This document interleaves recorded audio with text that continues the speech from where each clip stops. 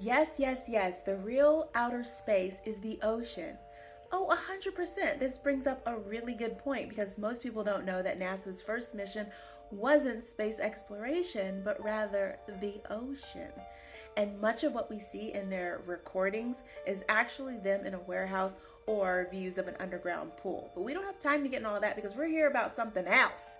We're here to talk about just how absolutely janky NASA really is. And I'm 100% positive you've never heard of this story. Not in any history class, ever, nowhere. So take a seat. Let's begin. So as we know, NASA was created in 1958 by President Dwight D. Eisenhower only, and I repeat, only in response to the Soviet Union's launch of Sputnik 1 in 1957. For a first artificial satellite. I think they're all still artificial because they were sent up by balloons, but we don't have time to get into that either. But that's not the juicy part because most people know that. What you probably don't know is that they did it in an attempt to bankrupt them, sabotage any further mission, and potentially end their economy. And some of your friends are like this. They say, okay, you want to keep up with me? And they'll drag you all over in town, encouraging you to spend your money. Like, well, you're like, okay, I can hang. And oh yeah, you can hang for a little while, but soon.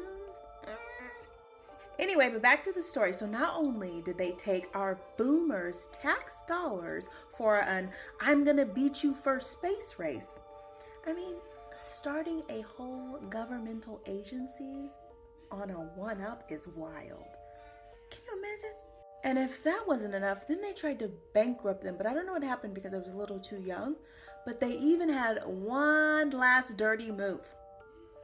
And if you made it this far in the video, congratulations, because this is actually where I will spill the honey tea.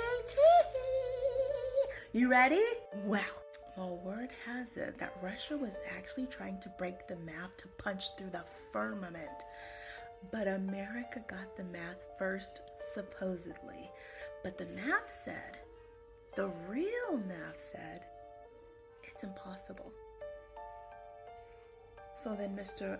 Werner von Braun, the godfather of NASA, went to his best Mason bud Disney and said, the Russians are hot on our tail. You want to be an international hero? Just like that, Dick Tracy style. Disney goes, I'm listening. I have an idea.